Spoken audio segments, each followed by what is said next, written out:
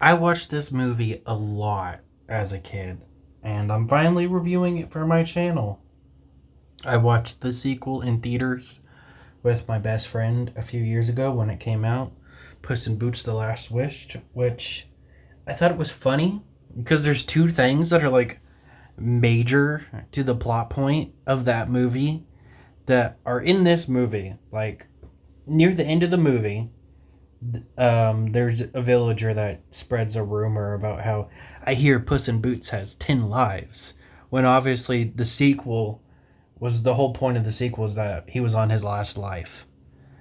So it's funny now that the sequel, you know, has, at least to me, this big plot point about his lives when there's just this little joke here.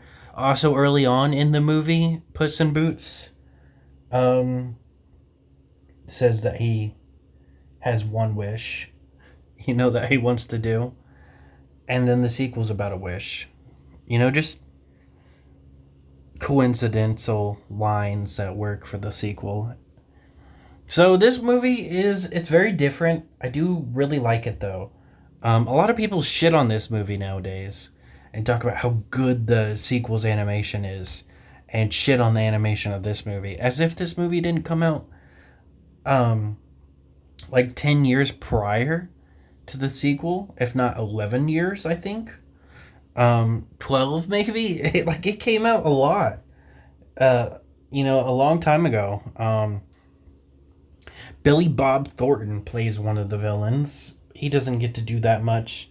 They are portrayed as these intimidating villains named Jack and Jill, based off the fairy tales. That's what Puss in Boots and Shrek does is they incorporate fairy tales into the mix, and I like that. I think it's very interesting to do that and have these different takes, but still, somewhat stay loyal to those characters.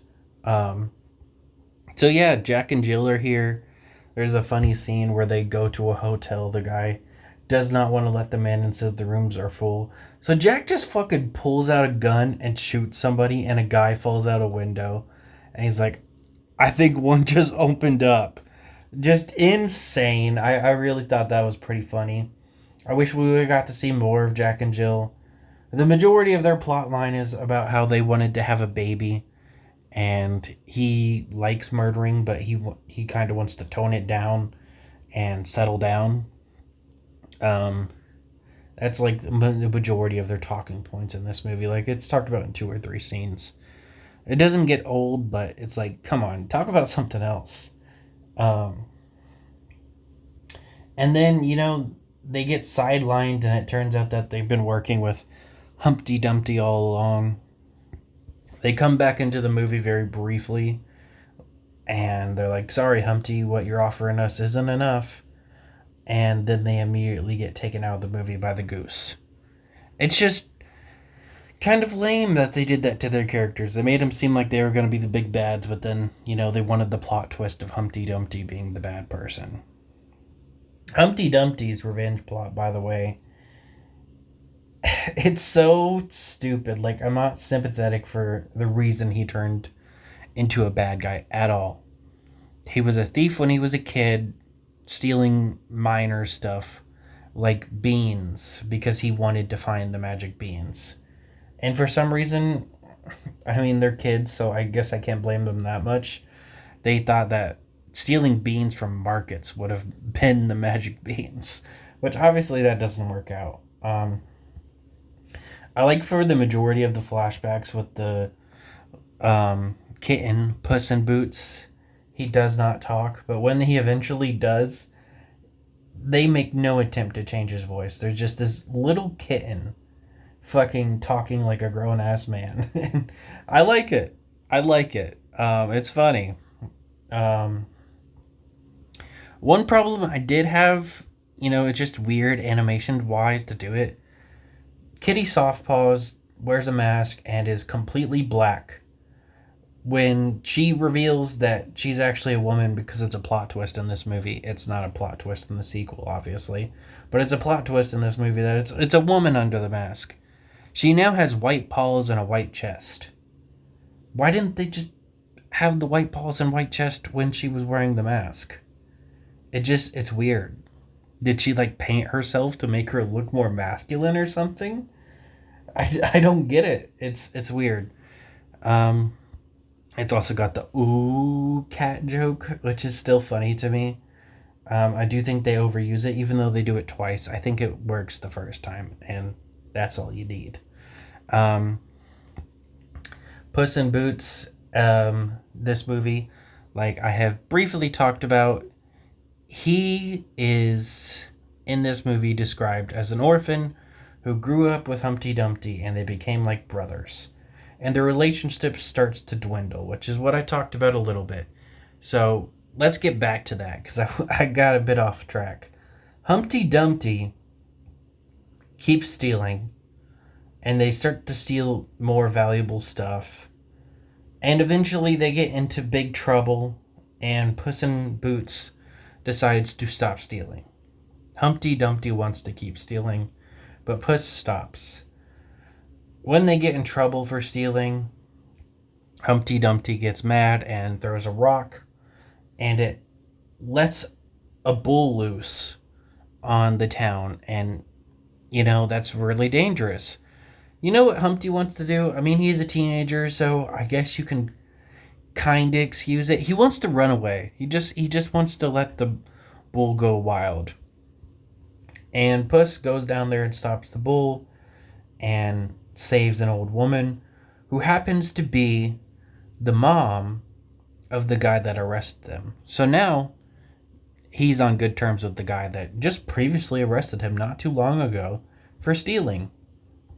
And Humpty Dumpty's all sad because Puss in Boots is considered a hero after saving an old woman, even though that situation never would have happened if not for Humpty throwing the rock and letting the bull loose. And he wanted to escape accountability by running away. He didn't care about his actions. And then finally, we learn one day he tricks Puss in Boots into going over a wall and helping him rob a bank by saying, hey, this blue guy's after me, who we had seen earlier in one scene bullying him in the orphanage. So I guess Puss in Boots is able to believe that because of Humpty Dumpty's perceived history with the blue guy. We only see them in one scene together. But because of that, I assume they have a bigger history than that. And, that makes Puss mad. He jumps off the bridge and leaves Humpty Dumpty to be arrested by the police. Humpty holds a grudge after that, which is painfully ironic because when they meet again after all these years, Humpty's mad that Puss in Boots won't let the grudge go. When Humpty still has the grudge. He has the grudge against Puss in Boots. It's just crazy to me. So they eventually get the magic beans from Jack and Jill. They go up there. They want to steal the eggs, but they're too heavy, so they just steal the baby goose. And they get out of there. They give eggs to the town to repay them for the money that they stole all those years ago. The goose mom is obviously angry. I mean, they treat it like it's going to be like a dragon or something. Like, it's called this big, terrible thing. And I thought it was obvious, even as a kid, that it was going to be like a mama goose. She's got teeth for some reason. So then the goose comes down, destroys the town a little bit. Puss in Boots convinces Humpty to help him. Humpty decides to help him. They have a little parallel to one of the flashback scenes earlier where they do the same, like, flying strategy again.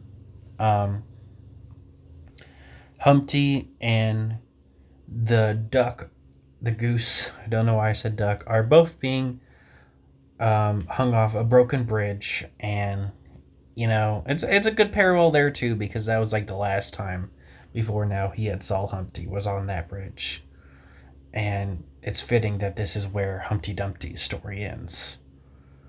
Humpty ends up falling. he makes himself fall, to be exact, because Puss in Boots says, I can't choose. And he's like, I'm not going to make you.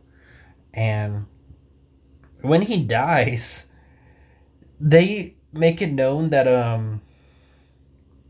he wasn't all that bad.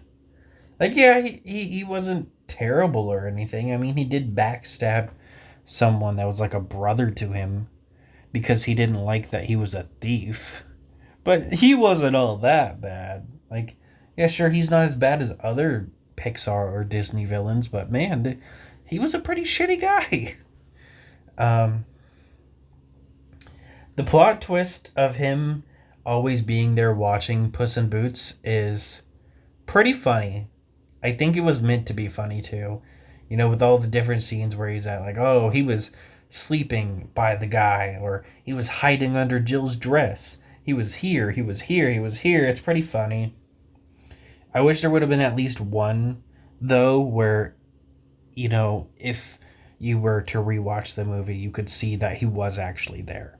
Just one. But most of them are like, you know, he pops up when Puss is out of the room. So obviously Puss wouldn't have been able to see it. But yeah, they decide to tell us that Humpty Dumpty, when he dies, was a golden egg. I don't know. It's weird. They're like, oh, I knew you weren't all that bad.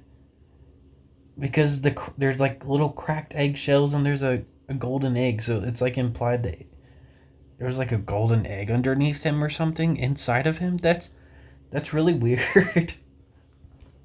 Then, you know, Kitty Kitty Softpaws and Puss dance together, and we got this cool like cat imagery and all this stuff that show the actors' names with like cats and stuff. That was pretty cool.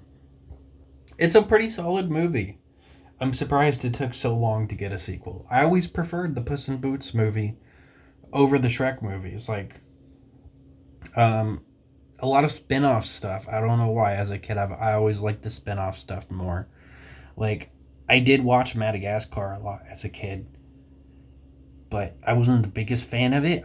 I more preferred the Penguins, and when they got their TV show, I was so excited. And with Shrek, you know, Puss in Boots, I believe, is like a Shrek original character, and I've always liked Puss in Boots more than I liked the Shrek movies, even though I watched those a lot as a kid too.